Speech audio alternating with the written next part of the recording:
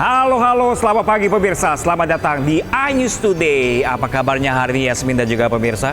Baik, Pram, apa kabar hari ini? Baik, cuma hanya saja sedang bersedih hati karena kemarin pemirsa, kemarin sore tepatnya di Tol Purbalenyi, di arah Tol Cipularang menuju Jakarta ini terjadi kecelakaan hebat dan beruntun sekali. Ya, sebagai tambahan informasi sebenarnya kemarin itu pada saat kecelakaan kurang lebih 5 hingga 10 menit sebelumnya saya melintas di tempat itu, Pram. Waduh, alhamdulillah masih dilindungi Allah Subhanahu wa taala ya. Ketika kejadian, syok sekali mendengar kabar tersebut, terlebih banyak kendaraan yang terlibat kecelakaan beruntun dan juga menyebabkan korban. Ya, ini kurang lebih update tadi pagi pemirsa sudah ada 30 orang menjadi korban, di mana 29 orang ini luka, 4 diantaranya luka berat, sementara 1 orang ini meninggal dunia. Nah, ini kenapa banyak sekali korban jiwanya 30 orang? Karena ternyata ada 27 kendaraan yang kecelakaan beruntun kemarin. Mungkin ini semacam kendaraan-kendaraan besar dibutuhkan regulasi dari pemerintah yang lebih ketat lagi nggak sih? Betul sekali, dan juga diharapkan untuk pengemudi dalam kondisi yang fit dan juga sehat dan siap berkendara. Sehingga tidak menimbulkan efek-efek tadi. Nah, selain dari kondisi tubuh yang harus fit juga, kendaraan juga dicek juga nih. Karena tadi informasinya diduga karena remblong dan muatan yang berlebih pemirsa. Ditambah kemarin juga sore hari hujan, dimana kan jalan juga licin ya. Jadi licin. Oke, kita sapa terlebih dahulu pemirsa di rumah. Senang sekali pemirsa kami kembali hadir selama 1,5 jam ke depan untuk memberikan berbagai informasi penting, menarik dan inspiratif untuk Anda. Ya, dalam edisi hari ini kami akan membahas mengenai kecelakaan beruntun di Tol Cipularang, di mana hari ini polisi menggelar olah tempat kejadian perkara di Tol Cipularang kilometer 92. Bersama saya Yasmin Tania. Dan saya Pram Senjaya. Pemirsa, inilah isu selengkapnya untuk Anda.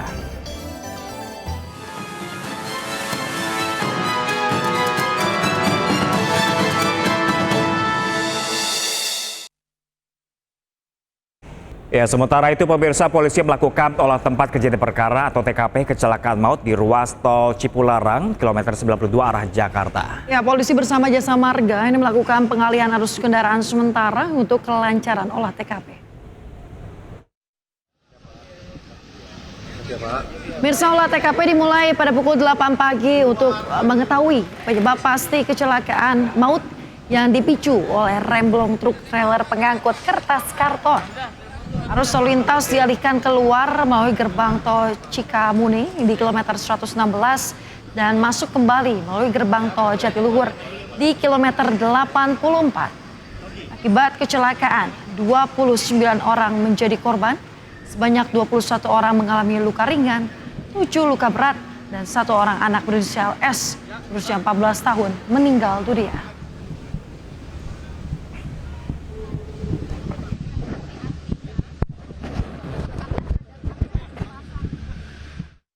Dan untuk informasi selengkapnya pemirsa, kita sudah terhubung dengan rekan Hamzah Hasibuan yang berada di Tol Cipularang kilometer 92. Ya, halo, selamat pagi rekan Hamzah. Bagaimanakah suasana terkini di sana? Apakah olah TKP masih berlanjut?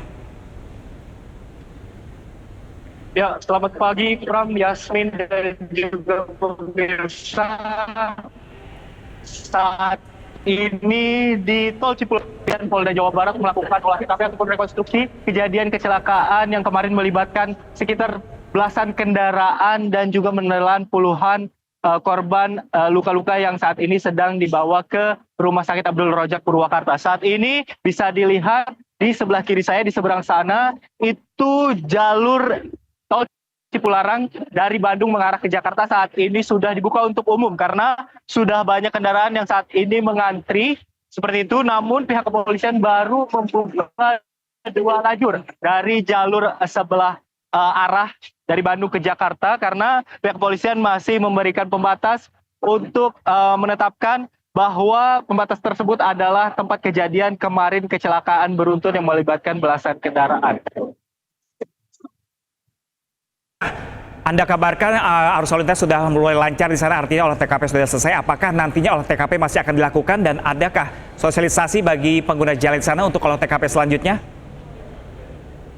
Ya, saat ini pihak kepolisian masih belum memberikan statement resmi terkait olah TKP selanjutnya. Namun tadi bisa saya informasikan juga di awal pihak kepolisian datang di pukul 8.00 waktu Indonesia Barat untuk memulai olah TKP. di tol Cipularang kilometer 92.200 hingga 92.600, yaitu sepanjang 400 meter. Kepolisian memberikan beberapa tanda, yaitu beberapa angka dan juga tanda panah yang disemprotkan menggunakan cat semprot di jalan dan juga pembatas jalan untuk menandai bagaimana kronologis kejadian kecelakaan truk yang menabrak beberapa kendaraan yang ada di depannya. Pihak kepolisian juga menghimbau para pengendara sebelum berkendara untuk memeriksa kendaraannya, dan juga karena kemarin hujan keadaannya di TKP, pihak kepolisian juga menghimbau bahwa ketika hujan ataupun jalanan basah, para pengendara dihimbau untuk menggunakan kecepatan yang rendah, karena jika terjadi genangan air di jalanan ataupun aspal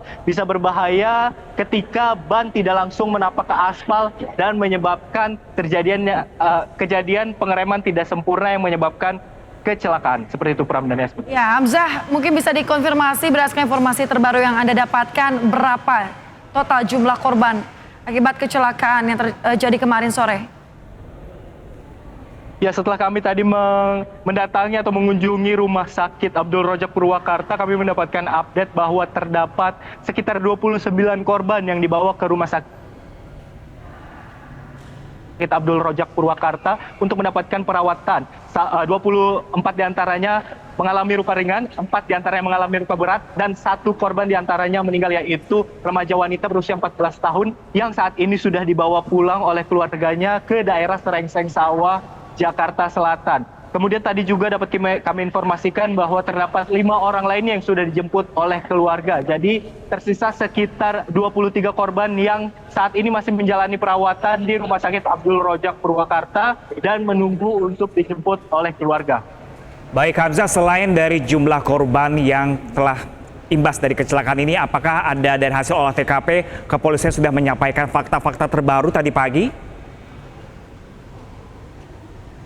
Ya, hingga saat ini kepolisian masih menduga bahwa salah satu penyebab dari kecelakaan ini adalah remblong. Namun selain itu, kepolisian juga menjelaskan bahwa salah satu faktor yang menyebabkan kecelakaan beruntun ini menimpa banyak orang, banyak kendaraan dan juga korban, yaitu karena di kilometer 93 tol Cipularang ini masih terdapat perbaikan jalan. Kemudian kemarin pada saat hujan terdapat antrian kendaraan yang cukup panjang, sehingga pada saat truk yang mengalami remblong dan tidak terkendali, truk ini menabrak belasan kendaraan yang ada di depannya. Dimulai tadi kami juga memperhatikan bahwa kepolisian memberikan informasi bahwa mobil yang pertama kali ditabrak oleh truk ini adalah mobil minibus jenis Brio. Seperti itu Pram dan juga Yasmin.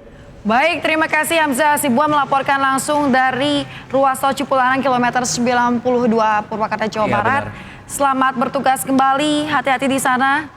Dan ini hati-hati juga dihimbau juga untuk pengguna jalan yang saat ini mungkin sedang berkendara untuk saling menghormati untuk pengguna jalan. Jangan karena mau buru-buru mencapai tujuan tapi mengabaikan keselamatan jiwa sendiri apalagi orang lain. Betul sekali. Baik, kita ke informasi berikutnya. Pemirsa, ini viral seorang bocah usia 11 tahun yang masih duduk di bangku sekolah dasar di Kabupaten Pamekasan, Jawa Timur nekat mengendarai mobil pick-up membawa puluhan temannya saat pulang sekolah.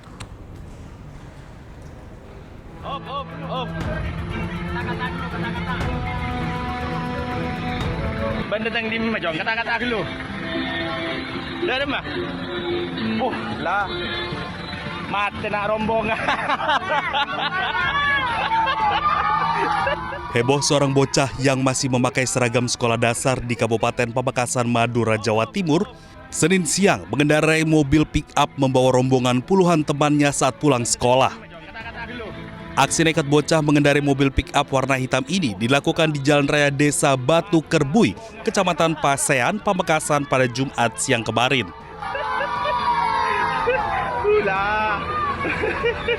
Bocah bernama Muhammad Asgofur Rega nekat mengendarai mobil pick-up dan membawa puluhan temannya pulang sekolah itu viral di media sosial hingga mendapat kecaman dari warganet. Kasat Lantas Polres Pamekasan, AKP Bagus Wijaya Narko mengungkapkan anggotanya langsung melakukan penindakan berupa penilangan terhadap mobil. Terkait dengan video viral yang dilakukan oleh anak di bawah umur yang mengendarai kendaraan jenis pickup, kami dari Satlantas Polres Pamekasan melakukan langkah-langkah cepat dengan mendata kendaraan tersebut dari hasil nomor kendaraan tersebut, akhirnya kami dapat menjumpai atau keberadaan kendaraan tersebut di daerah Pasean. Kemudian kami melakukan langkah-langkah untuk melakukan penilangan terhadap kendaraan tersebut dan melakukan edukasi terhadap anak maupun orang tua yang bersangkutan. Selain membahayakan, bocah tersebut juga tidak memiliki surat izin mengemudi dan mobil yang dikendarai bukan milik orang tuanya. Dari Pamekasan, Jawa Timur, Dedi Prianto, iNews melaporkan. Aduh Bapak Ibu kalau masih sayang sama anaknya yang masih di bawah umur yang ada kendaraan jangan boleh dikasih. Ini membuat kita semua tercengang ya. Aduh, dan tadi gemesnya, betul. tadi kalau Yasmin lihat tadi ada orang yang memviralkan, kenapa nggak diberhentikan? Kenapa tidak diberhentikan, kenapa tidak ditegur? Karena itu membawa, selain bawa dirinya sendiri juga bawa teman-temannya yang jumlahnya cukup banyak di dalam mobil itu ya. Bener, dan Jangan Bapak Ibu, sampai, iya, ini juga mencelakakan orang lain juga. bener, orang tua zaman sekarang mungkin yang punya sepeda listrik nih. Nah, di itu rumah juga komplek-komplek lagi banyak banget anak-anak di bawah umur yang pakai sepeda listrik nyelonong gitu aja. Kalau kena tabrak gimana? Benar, dan juga banyak kasus yang memang udah terjadi akibat kurangnya pengawasan dari orang tua, kecelakaan menimpa bocah-bocah tadi yang menggunakan sepeda listrik Bener gitu banget. ya. Karena mereka tidak tahu cara untuk menanggulangi ketika ada trouble Bener banget. dan lain sebagainya. Itulah diperlukan adanya pengawasan dari orang tua dan juga adanya SIM tadi. SIM bukan hanya itu sebagai dia. penanda tapi juga butuh adanya skill untuk mengatasi trouble-trouble tadi. Nah itu dia, SIM itu sebenarnya digunakan memang karena batas usia 17 tahun karena di bawah umur itu anak tidak bisa mengontrol emosinya, egonya, tanggung jawabnya belum ada gitu loh. Jadi untuk orang tua di rumah harap diperhatikan kembali anak-anaknya jangan sampai menggunakan kendaraan-kendaraan. Betul sekali. Oke, kita ke informasi lain pemirsa. Di sebuah sepeda motor di Temanggung, Jawa Tengah terbakar saat mengisi bahan bakar Pertalite 10 liter. Ya, belum diketahui secara pasti pemirsa penyebab dari kebakaran tersebut dan masih dalam penyelidikan polisi.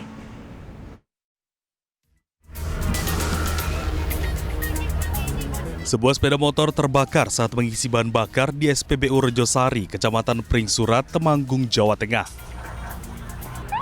Api yang tiba-tiba keluar dari bagian bawah motor langsung menyambar tangki motor. Petugas SPBU langsung melakukan pemadaman api menggunakan apar agar api tidak merambat ke mesin pompa SPBU. Tidak ada korban jiwa dalam peristiwa kebakaran tersebut. Sepeda motor yang terbakar diamankan oleh polisi sebagai barang bukti, sementara akibat peristiwa kebakaran SPBU Rejosari ditutup untuk sementara. Dari Temanggung, Jawa Tengah, Didik Dono Hartono, iNews melaporkan. Ya pemirsa, seorang pemilik motor ini menjadi korban aksi komplotan begal di sebuah SPBU. Nah pemirsa, ini kondisi SPBU yang sepi dan pelaku yang diduga membawa senpi membuat korban tidak bisa berbuat banyak.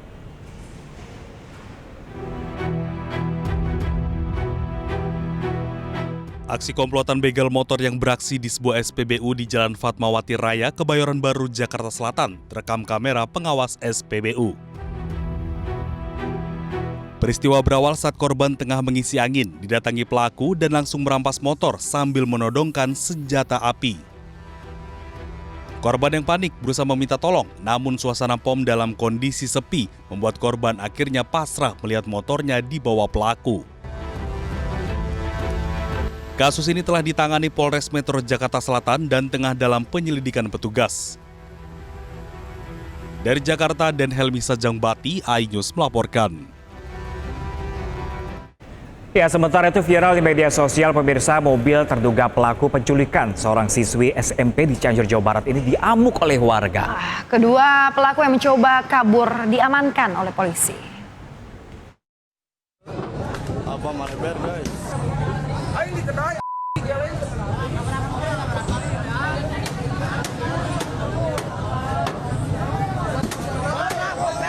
Video amatir merekam aksi sejumlah orang yang mengadang dan menghancurkan bagian depan mobil milik dua pria terduga pelaku penculikan di Jalan Raya Maleber, Kecamatan Karangtengah, Cianjur, Jawa Barat. Korban penculikan dan pelecehan merupakan seorang siswi di Cianjur. Peristiwa bermula saat hari sebelumnya, pelaku merayu dan mengantarkan pulang korban dengan menggunakan mobil. Korban diduga dicekoki dengan miras dan dilecehkan. Usai korban menceritakan kepada orang tuanya, keluarga korban lalu menjebak salah satu pelaku. Pelaku yang datang langsung ditangkap oleh keluarga korban bersama warga. Orang tuanya, ibunya langsung menarik korban. Dan ketika mau ditangkap, para pelaku langsung kabur dengan menggunakan kendaraannya roda 4 dan mengarah ke Maleber.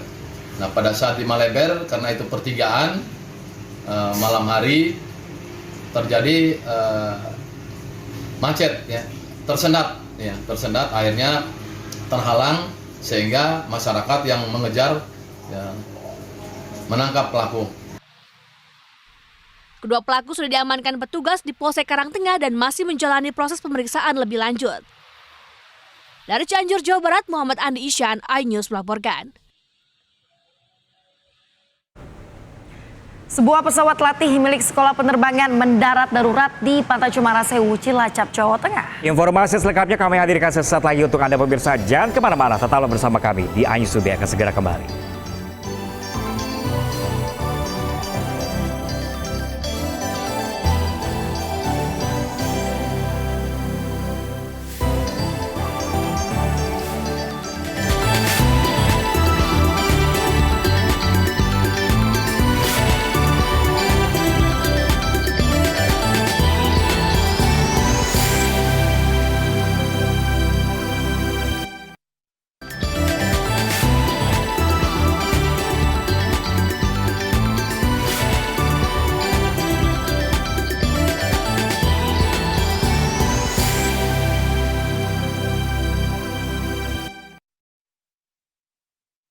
Ya pemirsa, terima kasih masih kembali bersama kami berdua. Saya Pram Sujana dan rekan saya Yasmin Atania langsung dari iNews Center Jakarta. Pemirsa, ini ada sebuah pesawat latih milik sekolah penerbang mendarat darurat di Pantai Cemara Sewu di Cilacap, Jawa Tengah. Ya, ada pesawat yang dipiloti 2 siswa asal negara Libya itu melakukan pendaratan darurat hingga pesawat terperosok di pantai.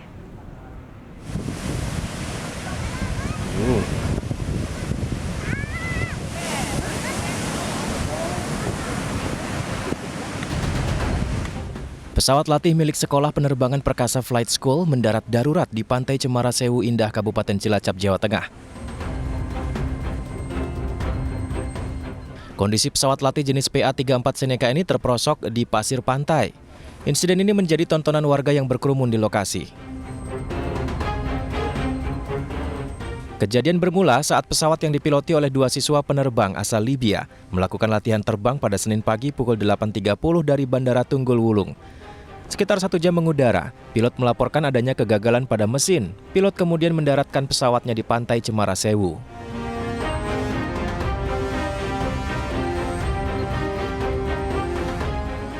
Arahnya dari timur ke barat. Nah, tapi kan sudah itu nguling. Iya, nah terus kan kembali lagi ke timur pesawatnya itu. Nah kalau di sini ini sudah itu jadi suara pesawatnya itu nggak ada. Oh, mesinnya udah nggak? Ya sudah mati mesinnya. Terus tiba-tiba mendarat di sana di sebelah. Drop gitu? Iya. Terus apa? Kondisinya gimana waktu drop itu? Berarti kondisinya terlalu rendah banget lah, terlalu terus jatuh ke pantai gitu ya? Iya, di sebelah pantai lah intinya. Peristiwa ini tidak menimbulkan korban jiwa. Pesawat latih masih berada di lokasi kejadian dikelilingi garis polisi. Pesawat akan dievakuasi sambil menantikan pemeriksaan dari KNKT. Dari Cilacap, Jawa Tengah, Heri Susanto, iNews melaporkan. Ya, kita beralih ke informasi lain pemirsa. Ini pasca Gunawan Satbor mendapatkan penangguhan penahanan dari Polres Sukabumi. Ini sejumlah warga dari Babakan Baru ini, Sukabumi, Jawa Barat mulai kembali beraktivitas joget ayam patuk meski tanpa Gunawan. Orang bisa joget ayam patuk? Mirip ya. Dan pemirsa, usai bebas, ini Gunawan diangkat menjadi duta anti judi online.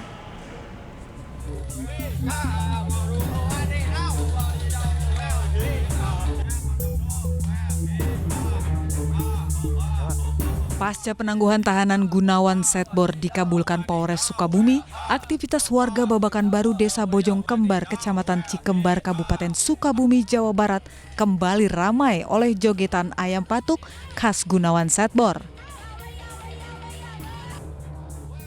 Namun dalam jogetan tersebut tidak dihadiri oleh sang inisiator joget, Gunawan Satbor. Gunawan sendiri hingga kini enggan untuk memberikan keterangan terkait pembebasan dirinya karena masih dalam masa penangguhan penahanan. Sekarang jadi nggak ada yang live, sepi desanya. Ya. Kenapa? Takut. Takut. Kenapa? Jadi gini Bapak Ibu semua ya, boleh lipe-lipe, tapi jangan. Meski tidak terlihat pada aksi joget warga, Gunawan justru terlihat berjoget bersama TikToker dari sebuah unggahan akun Instagram Herman Hadi Basuki. Dalam konten, Gunawan terlihat mengajarkan 2 TikTokers berseragam polisi cara berjoget ayam patuk. Sebelumnya Gunawan Setbor dan Ahmad Supendi alias Towet ditetapkan sebagai tersangka dalam kasus promosi judi online dalam siaran langsung dari akun media sosial miliknya. Gunawan dan Ahmad Supendi diamankan setelah kepolisian menggalakkan pemberantasan judi online di seluruh Indonesia. Dari Sukabumi, Jawa Barat, Budi Setiawan, iNews melaporkan.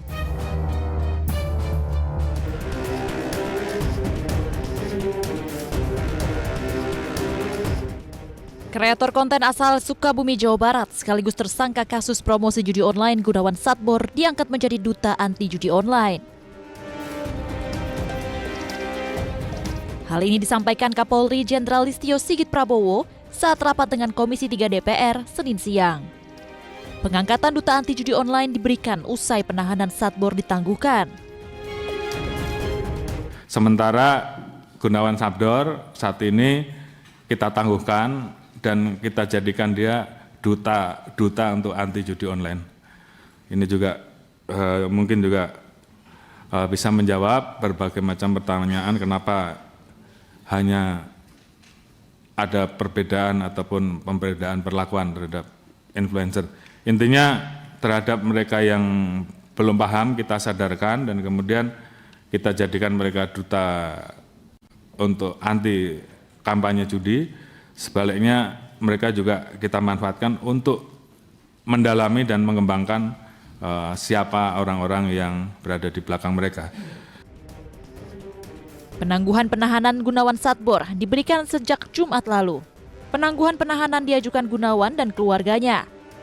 Untuk tersangka G alias Setbor telah dilakukan penangguhan penahanan oleh Satreskrim Polres Sukabumi sejak hari Jumat tanggal 8 November 2024. Untuk penangguhan penahanan tersebut memang ini sudah diatur dalam KUHP, di mana hal ini dapat dilakukan apabila ada permohonan dari tersangka. Sedangkan dalam kasus Setbor ini, permohonan penangguhan penahanan dilakukan oleh tersangka dan keluarganya. Sebelumnya polisi menetapkan Setbor yang viral dengan aksi joget ayam patuk dan rekannya Ahmad Supendi alias Towet sebagai tersangka karena diduga mempromosikan situs judi online di akun media sosialnya. Ahmad Supendi berperan mentransmisikan akses situs judi online pada saat live TikTok. Sementara Gunawan Setbor membiarkan pemberian saweran dari situs judi online. Dalam sehari Setbor mampu meraup uang jutaan rupiah. Tim Liputan iNews melaporkan. Ya, sebenarnya tidak ada yang salah dengan live streaming di media sosial, tapi itu tadi menjadi pengingat untuk para konten kreator ya, agar lebih berhati-hati jangan sampai terjerumus untuk mempromosikan judi online. Ya, karena hukumannya nggak main-main pemirsa. Ini kalau satu orang ketahuan, ini hukumannya 10 tahun penjara dan bahkan dendanya mencapai 1 miliar rupiah. Hati-hati. Tapi ngomong-ngomong, kenapa tiba-tiba Gunawan Setbor tiba-tiba bebas? Nah, itu dia yang menjadi pertanyaan publik. Kita nantikan bersama ya seperti apa kelanjutan kasusnya ya. Semoga ini juga tidak diskriminatif ya, karena orang biasa, tapi banyak artis sebelumnya kemarin tertangkap kasus dengan yang sama, nggak dihukum apa-apa. Tidak ada lanjutan apa-apa ya. Baik, kita ke informasi selanjutnya pemirsa, masih tentang media sosial, yang mana ini viral di media sosial penemuan laci penuh tumpukan uang saat Kejaksaan Agung menggeledah sebuah ruangan yang diduga milik staf khusus ex-Menkominfo Budi Aris Setiadi. Namun hal ini pemirsa dibantah Kejaksaan Agung.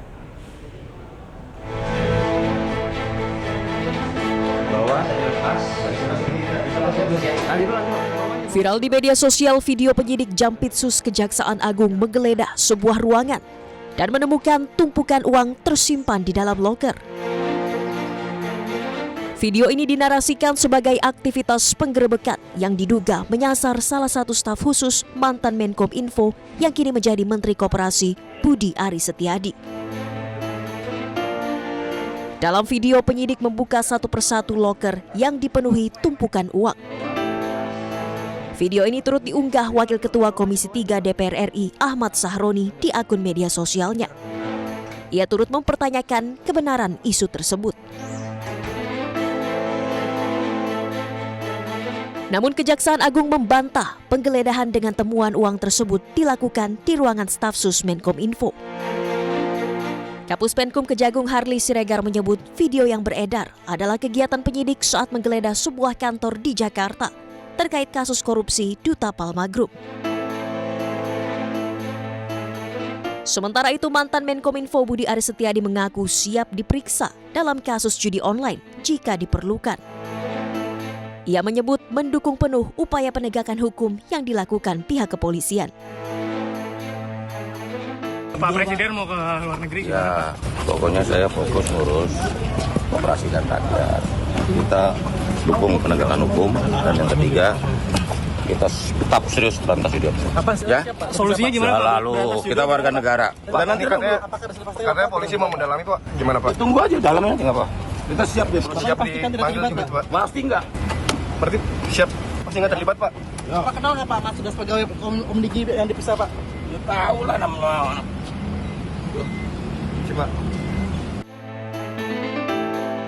Dalam perkembangan penanganan kasus judi online di Indonesia, nama Budi Aris Setiadi menjadi sorotan karena digadang-gadang mengetahui terkait praktik judi online yang juga menjerat pegawai Kementerian Kominfo yang pernah dipimpinnya. Dari Jakarta, tim liputan iNews melaporkan. Sementara itu pemirsa, Kapolri Jenderal Listio Sigit Prabowo mengaku siap mundur jika dirinya terbukti terlibat dalam tindak pidana perjudian online. Ya, hal ini disampaikan oleh Kapolri saat menggelar rapat dengar pendapat dengan Komisi 3 DPR RI pada Senin siang. Kami tidak akan ragu-ragu Pak untuk memberantas sampai dari akar sampai paling atas, bahwa bahkan saya Pak, kalau saya kedapatan saya menerima judi online, saya besok pagi mundur Pak.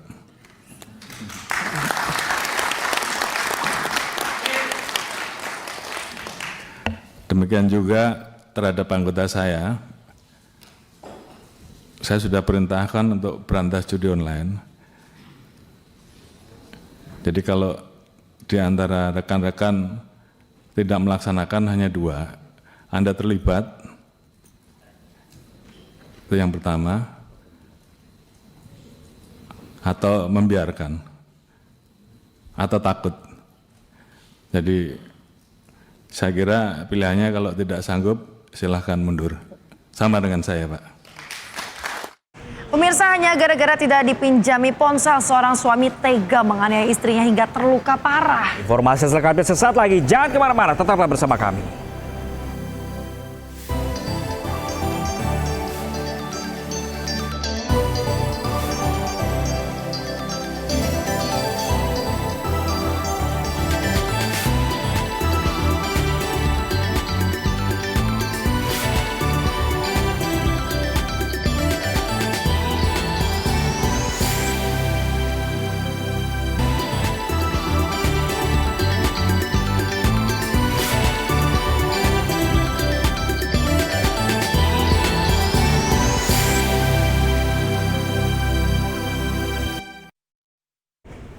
Ya, pemirsa, kembali bersama kami di iNews Today. Pemirsa, ini ada diduga puluhan oknum TNI di Kabupaten Deli Serdang, Sumatera Utara ini menyerang warga hingga menewaskan 1 orang. Atas kejadian tersebut, pemirsa, warga geruduk ke markas Batalion Artileri Medan Armet 2/105 Kilap Sumaga.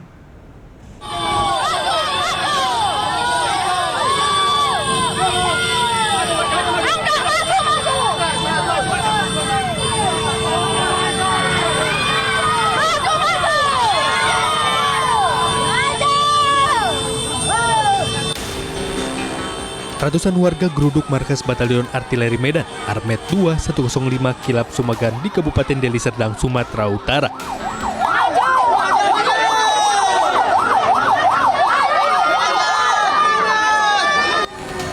Warga membawa jenazah Raden Barus, diduga korban pengeroyokan puluhan oknum TNI, dengan mobil ambulan dan mengawalnya dengan berjalan kaki menuju markas Batalion Armet.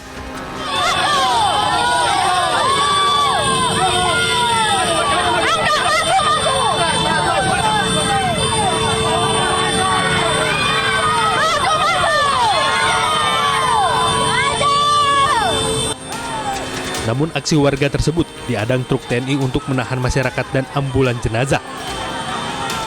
Salah satu korban penganiayaan Rofikar Sanjaya Tarigan, 18 tahun, mengatakan kejadian begitu mencekam. Saat itu dirinya baru keluar rumah, hendak membeli rokok, tiba-tiba melihat segerombolan orang datang ke kampungnya. Keluar dari rumah, saya niat mau beli rokok, sudah saya nampak keramaian masuk ke gang kampung. Setelah itu saya lari ke rumah nenek. Rumah nenek kan, di situ didobrak bang. Lalu ditanya, mana adik saya yang bernama Antri Ginting? Kata orang itu bang. Setelah itu saya buka pintu karena saya takut rusak. Saya buka pintu itu, saya diseret keluar. Setelah saya diseret keluar, lalu saya dipukuli. Setelah itu saya dipukuli terus menerus, lalu saya dibawa ke asrama bang. Ke Armet? Iya. Itu jam berapa tuh? Itu kejadiannya di sekitar jam 10:30 bang. Kapendam 1 Bukit Barisan, Kolonel Dodi Yuda, angkat bicara soal insiden penyerangan hingga menewaskan seorang warga sipil. Saat ini pihak TNI masih melakukan penyelidikan terkait peristiwa tersebut dan sudah melakukan pertemuan dengan masyarakat dan keluarga korban. Dari Medan, Sumatera Utara, Aminur Rasid, iNews melaporkan. Ya, lagi-lagi kekerasan dalam rumah tangga terjadi hanya karena masalah sepele sehingga dia bisa masuk ranah pidana ya, Pram dan juga pemirsa ya. Benar banget, jangan sampai terjadi lagi kembali di rumah tangga, khususnya mungkin karena masalah sepele tadi, dipinjemin handphone nggak mau, mungkin ada yang dirahasiakan gitu, privacy mungkin gitu ya.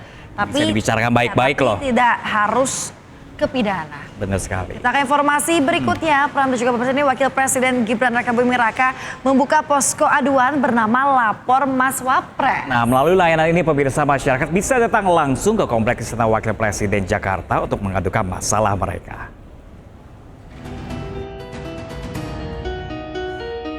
Pembukaan perdana posko pengaduan Lapor Mas Wapres yang diinisiasi oleh Wakil Presiden RI Gibran Rakabuming Raka disambut antusias masyarakat. Posko aduan yang berlokasi di Istana Wakil Presiden RI di Jalan Kebon Sirih, Jakarta Pusat ini mulai beroperasi pada Senin pagi, 11 November 2024. Posko ini akan melayani aduan masyarakat setiap hari Senin hingga Jumat, pukul 8 pagi hingga pukul 14 waktu Indonesia Barat. Terdapat 10 meja pelayanan yang akan melayani aduan masyarakat secara bergiliran.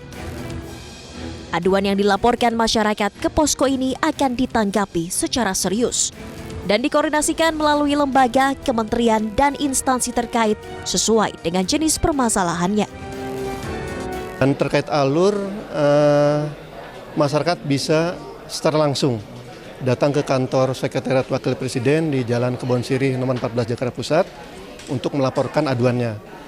Dan secara detail nanti masyarakat akan diterima di pos depan, kemudian registrasi, kemudian diarahkan masuk ke ruang pelayanan pengaduan masyarakat di Setwapres di sini. Di sini ada 10 meja, masing-masing meja akan memberikan layanan untuk membuat laporan secara lengkap. Dan terkait tindak lanjutnya nanti akan diproses lebih lanjut di kantor Setwapres. Sementara itu bagi masyarakat yang tidak bisa datang langsung ke Istana Wapres, dapat melakukan aduan melalui hotline nomor WhatsApp Lapor Mas Wapres di nomor 0811 1704 2207. Dari Jakarta, Dilami Aulia Fakih, iNews melaporkan. Ya, lalu pemirsa, bagaimanakah situasi di posko Lapor Mas Wapres di hari kedua ini? Ada rekan kami Jan Cahyani di sana. Ya Jen, apakah hari ini banyak warga yang mengadukan masalahnya di posko Lapor Mas Wapres? Dan apa saja masalah yang rata-rata dilaporkan?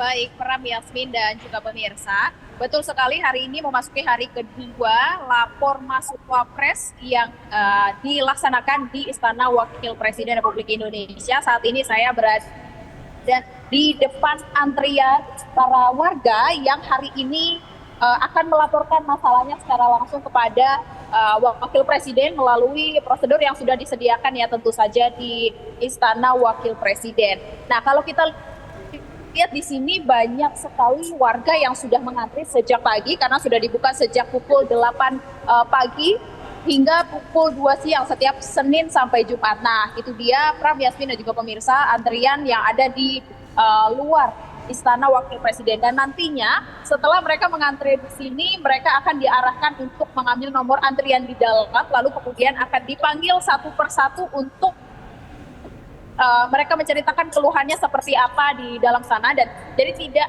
hanya satu staf saja, namun ada banyak staf yang nantinya akan melayani untuk nanti pengaduan warga seperti apa.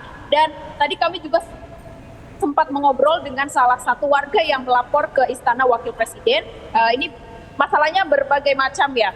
Jadi ada terkait dengan sengketa tanah, kemudian terkait dengan karena mereka meminta bantuan karena kerabatnya atau saudaranya anaknya sakit, dan banyak lain sebagainya yang menjadi masalah atau keluhan mereka yang kemudian dapat dilaporkan ke Istana Wakil Presiden untuk nantinya akan dievaluasi dan akan menjadi atensi oleh Wakil Presiden Republik Indonesia Gibran Rakabuming Raka. Dan seperti diketahui ya Pram, Yasmin dan juga pemirsa, program Lapor Mas Wapres ini mirip seperti yang sudah pernah dilakukan oleh Wapres kita Gibran Rakabuming Raka saat menjabat menjadi Wali Kota Solo. Dan pada saat itu programnya Lapor Mas Wali, dan saat ini ketika sudah menjadi Wakil Presiden ini menjadi Lapor Mas Wapres. Dan kalau kita lihat memang antusiasnya sangat cukup ramai ya di sini, karena banyak sekali warga yang tentu saja ingin masalahnya ini didengar dan mendapatkan solusi. Dan ini tentu saja menjadi harapan dari warga Jakarta, dan tidak hanya dari warga Jakarta saja ya, tentu saja dari Istana Wakil Presiden juga menerima keluhan dari warga tidak hanya dari Jakarta namun dari seluruh Indonesia. Dan tentu saja saat ini kami masih mencoba menggali lagi masalah seperti apa yang sebenarnya banyak dikeluhkan oleh warga, dan ini nanti akan menjadi evaluasi dari tim Wakil Presiden dan juga akan dikoordinasikan dengan kementerian-kementerian terkait begitu. Dan kalau sampai saat ini saya melihat antriannya masih saja berdatangan karena masih akan dibuka sampai pukul 2 siang nanti. Nah, ini dia antriannya, mereka juga disediakan kursi. Jadi baik. Dari mereka ini merasa nyaman ya untuk Oke, baik Jen. laporan begitu, Pram. Oke, baik, terima kasih banyak atas informasinya Jen, langsung dari Istana Wapres Jakarta. Selamat bertugas kembali dan tetap semangat ya Mas Wapres ya untuk menekan keluhan-keluhan warga Jakarta dan sekitarnya. Baik, pemirsa, Presiden Prabowo Subianto ini ucapkan selamat ke Presiden terpilih Amerika Serikat Donald Trump melalui telepon. Jangan kemana-mana, selengkapnya sesaat lagi, tetaplah bersama kami.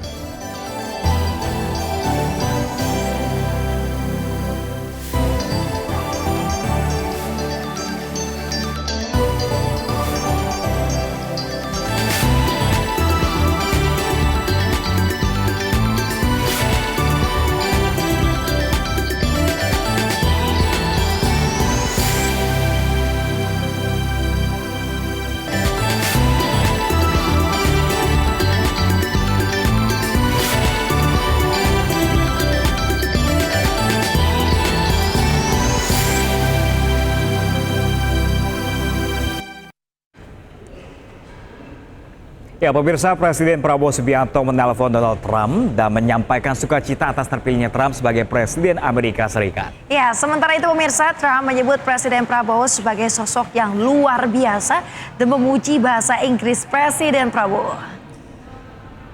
Nice to talk to you. How are you? Fine, thank you. I would like to congratulate you on your election as President of the United States of America. I would like... Thank you so much. If possible, I would like to call personally on you. Wherever you are, I'm willing to fly to congratulate you personally, sir. Oh, that's so nice. That's so nice. Well, we'll do that anytime you want, but great job you're doing in Indonesia. Great job. Proud of you. Sir, Really amazing. And And your English is so good. Yes, sir. I've been Very good, the English. all my training is American, sir. That's great. Yeah, we had a great election in the U.S. We had a great election. It's amazing what happened. We had tremendous success. The most successful in over 100 years, they say, and it's a great honor. So it gives me a very big mandate to do things properly. And of course we were all shocked when they tried to assassinate you, but we are very happy that the Almighty protected you, sir. Yes, I got very lucky. I just happened to be in the right place in the right direction. Otherwise, I wouldn't be talking to you right now. I got quite lucky, actually. Yes, sir. And somebody was protecting me, I guess. Yeah. It's, how are you doing? Everything good? Yes, sir. Everything good? Yes, sir. And I also had the honor of hosting Mr. Jared Kushner, and I hope to keep in touch with him again. That's good. Well, whenever you're around, you let me know, and I'd like to also get to your country sometime. It's incredible. The job that you're doing is incredible. Thank you, sir. So respected. You're a very respected person. Sir. And I give you credit for that. It's not easy. Thank you, sir. It's not easy. I'll try to call on you at your convenience, sir, if it's possible. Yes, sir. Yes, you call anytime you want. You have my number. This is my number. Thank you, sir. And you call anytime you want. It's my great honor to talk to you, and I'll see you soon. I look forward to. Please send to your people, to the people of Indonesia, my regards. That I have great respect for them and for you. Okay. Thank you, sir. Thank you, sir, Mr. President. Thank you, sir. Once again, congratulations. Thank you very much, and we'll talk to you soon. Take care of yourself. Thank you, sir. Bye. Thank you, Thank sir. you. Thank you. Bye. Bye, sir.